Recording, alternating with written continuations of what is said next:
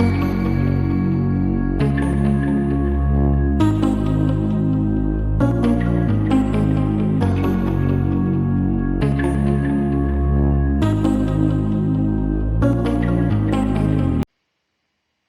guys, welcome to episode 8 of Fatal Female Friday. Today we'll be actually doing a case of the murder of Joe Pooley. Not a lot of information is actually released about this case. There are a lot of articles related to this case, but it's really just the same information over and over again, except like paraphrased into different words. And so, all the articles where I did find like something new, I obviously will list down below like I do always, even if it's mentioned only once, because it may be important to the story. At least, in my opinion, it may be important.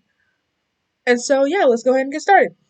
A little bit of background on the victim, Joe Pooley. It doesn't actually give like when he was born, but it says he was 22 when he died, and this was in 2018 when the actual murder happened. So, like, do some simple math, and I guess that means he was born in like 1996, so like not that long ago.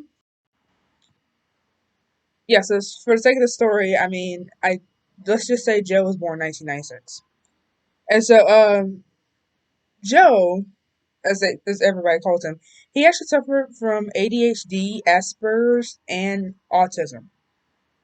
And so because of this, he was actually desperate for friends, and he was overly trustworthy. Like he trusted everybody, even though obviously, as we all know, there are people in this world that you shouldn't even trust. And so, unfortunately, um, he because he was so desperate for friends, he couldn't tell the difference between like who was like a true friend and who was like an enemy. All right, so let's skip to August 6th, 2018. Um, this is where Becky comes in. Becki West Davidson. Her and Joe apparently had slept together.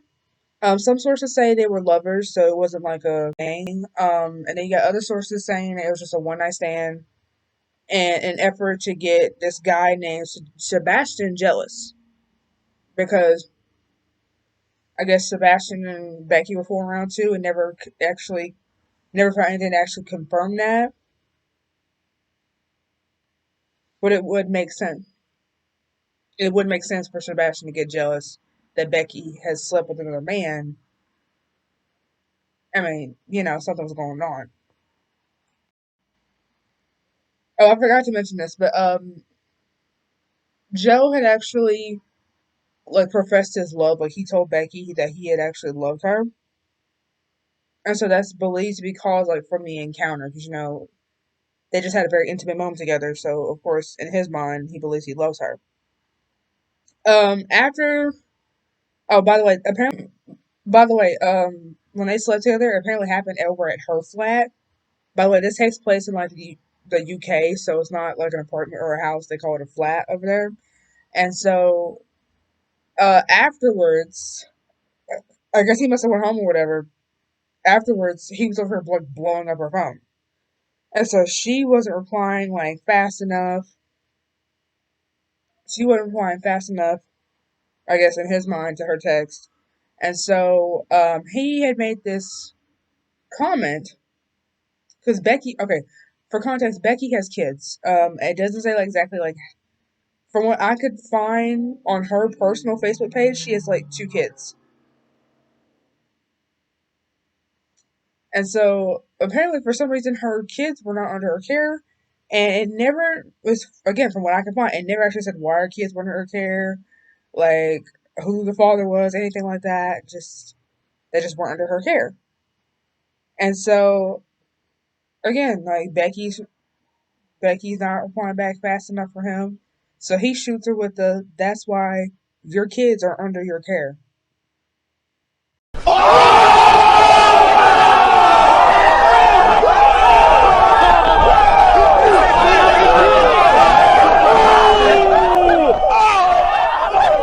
That comment about her children not being like under her care, I guess it made her feel like she fails the mother or something. So it made her mad, apparently so mad that she actually like destroyed the room, like her own bedroom, like the entire bedroom allegedly. That's never really been confirmed. And so, despite Joe pissing her off about the children comment, Becki had actually bragged about the incident to the incident encounter, whatever you want to call it, to Sebastian Smith, like I just mentioned earlier. And Sebastian is from Hawick, Roxburghshire, and his name was originally Luke Greenland, and he was 35 at the time this happened. And so, for the next 12 hours after Becki had told Sebastian about what her and Joe did together, Joe started receiving these threatening texts from Sebastian on Facebook. And so Joe then contacted Becki. Becki then called him a scumbag. Joe basically pleaded with Becki, like, try to get Sebastian off my back, like, get the hit off. Because I guess Joe somehow knew something was going to happen despite being overly trustworthy. And so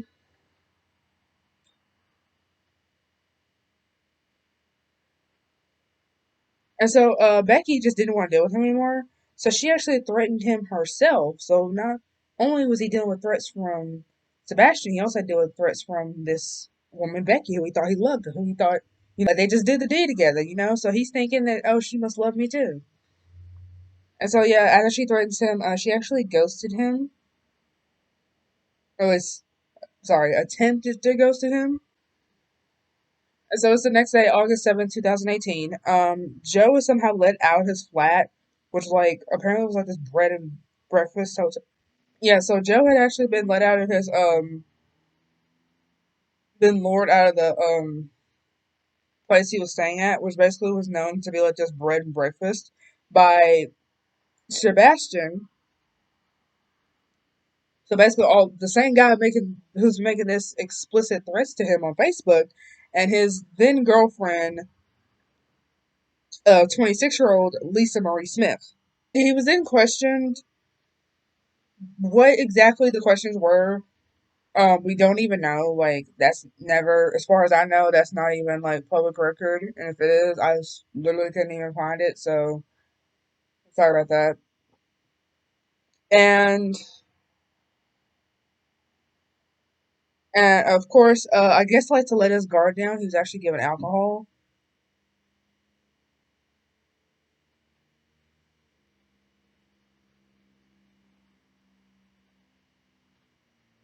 And so apparently, I guess the interaction between them must have went well, at least in the beginning, of course. Otherwise, this video would not be getting made right now. And so down this path with the intention of going back home, right? But Sebastian and Sean Palmer, who was 31 of like Great Yardmouth, Norfolk, they threw him into the river Gipping of ipswich, and so they held him down until he died.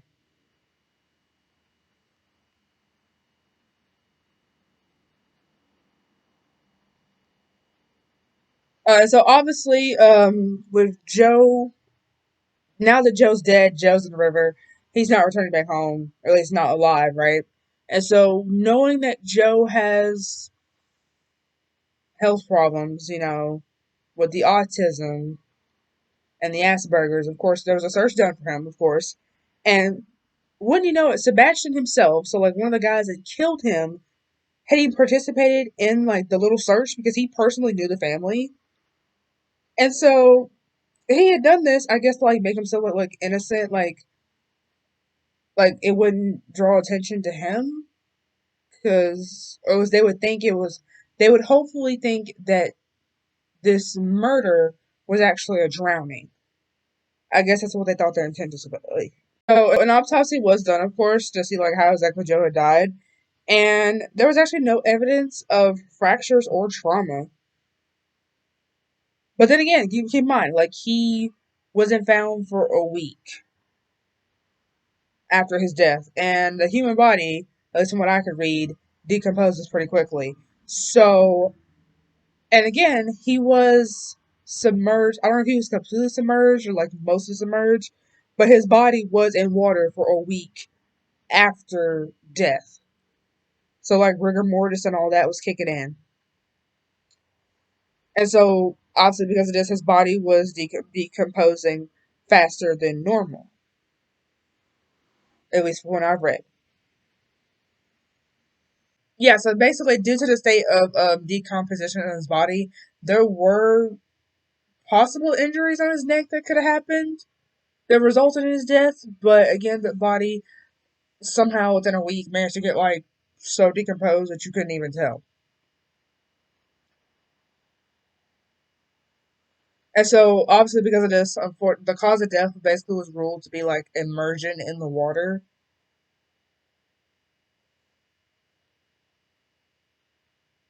In the water. Um, let's get off that for a little bit. Sebastian, or originally Luke, but we're calling him Sebastian for the sake of this video. He was actually thought to be taken. He was actually thought he's supposed to be taken back to prison, like prior to Joe's death. And so, because of this, he had actually changed his name to Sebastian Smith, as we know, and he had moved to Scotland.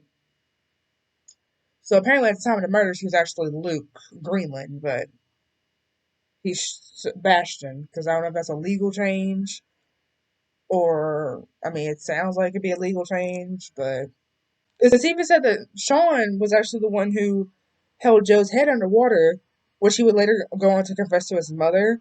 And then, when asked about the confession he gave to his mother, obviously he would go on to deny such an allegation. So his mother, of course, once your son just casually confesses that he just went and committed a murder, obviously she thought he was joking. She then claims that she then proceeded to cuss at him because she thought of him as like a gentle giant. Because apparently, like Sean was like this huge guy, apparently to be considered a gentle giant. Realizing that her son may have actually had something to do with these murders, she called the police on him on September 8th, 2008. So about a month and a half, almost 2 months after Joe had actually been murdered, for which her son apparently caused him to be distressed, as it should be, if you're guilty. And so Sean, I don't know how his mother did it, but his mother had somehow let him leave the house, and he went out and bought some vodka, one bottle that we know of, and he returned back to the home, despite his mother calling the police allegedly twice on him.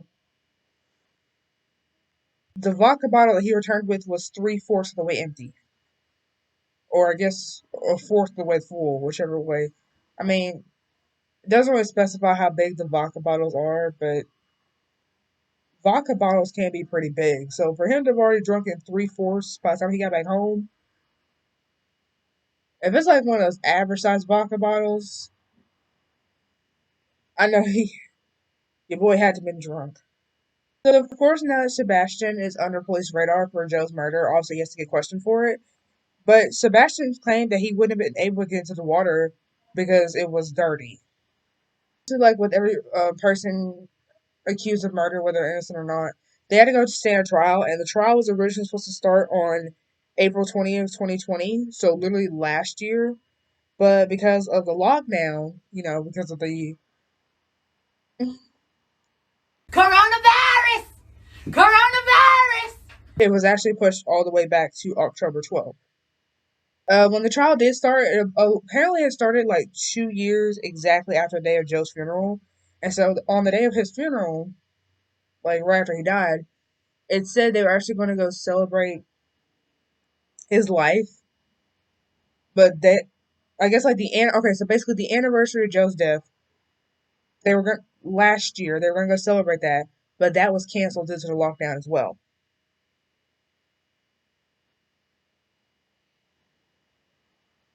And so, okay, so now we're at the trial. The judge in the case named Martin Levette said that the murder was caused from jealousy. Joe's mother even said that she consoled Becki at the memorial, like so right after Joe died, not knowing that she basically was the ringleader and basically was the one who sent them out to go kill her son.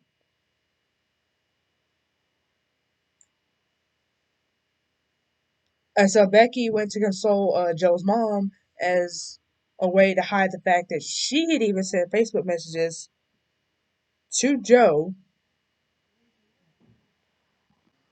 Yeah, so the Facebook messages that Becky sent Joe allegedly before his murder were the fact that he was screwed, like he was screwed, like he was done for, because Joe had somehow found out that there was actually a hit on his head. Like they were out to go kill him. So basically, he was acting Becky, this woman who he had just been intimate with the night before, like what, like a couple hours before, and he's asking her like, "Hey, like, can you call off the hit? Because I'm scared, as any person should be." Joe's mother actually said that she has images stuck in her head of Joe lying face down in the water, and how she couldn't even get to say goodbye to him because of how bad his body had decomposed. So, the Judge Martin over here, he basically came for Becky because Sean and Sebastian, the male defendants, didn't want to come to the trials. We have no sympathy or payola for this man. Sebastian would later claim that he only punched Joe twice before he and Sean left him on the ground.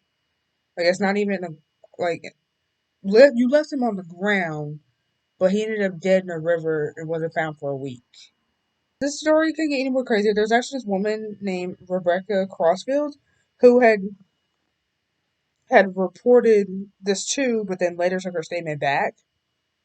And so Rebecca was actually Sean's ex. So Sean never said anything to her about his involvement in Joe's death, but Sebastian was speaking about it to Rebecca apparently left and right. And so, yeah, so all the information that she got when she testified, she got it straight from Sebastian and not like through, or she got it directly from the source. That's tea, actually. When Sebastian was asked like why did he leave Ipswich for Scotland, he basically said like he just needed to get away for a while. Why the fuck you lying? Why you always lying? Oh my god, stop you fucking lying. And there was actually this man by the name of Andrew Carney who claimed that he had actually gotten to know Sebastian and Lisa. So I guess Lisa packed up her bags and moved too. After Sebastian and Lisa had actually moved to Scotland together. And so Andrew claims that Sebastian had told him that Joe had drowned. Um, as far as we know, Andrew didn't even know Drew personally, so what was the significance of telling him that? We don't know. Andrew didn't call the police because he thought Sebastian was a show off, like constantly bragging about like alleged threesomes and orgies he had, which of course we don't know if that's true, unless that has nothing to do with the case. Unless it somehow does, then you know. But yeah, so of course, um, however, after Sebastian was arrested for Joe's murder, he did go look up Joe's death like in the papers, I guess to get like more information. And so Andrew actually revealed that Sebastian had even told Joe to dig his grave a week prior to the actual murder. You need to shut the fuck up. Lisa Marie Smith, so Sebastian's ex-girlfriend, was actually cleared of all charges, even a possible manslaughter charge. So she's basically out and about right now, at least as far from what I can find. Lisa was actually only a person of interest because Sebastian believed that Joe was talking about like her and him, because again they were together. So um, Sebastian, Sean, and Becky were all sentenced to life. However, Sebastian got the minimum of 21 years, Sean got 18 years minimum, and Becky got 17 years minimum. So, despite being basically the mastermind behind Joe's murder, I guess because she didn't actually kill him, she got less time.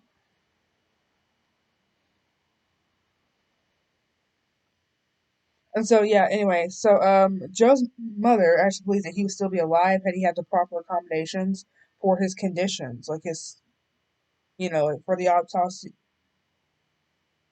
for the autism and the Asperger's, if not anything else, right?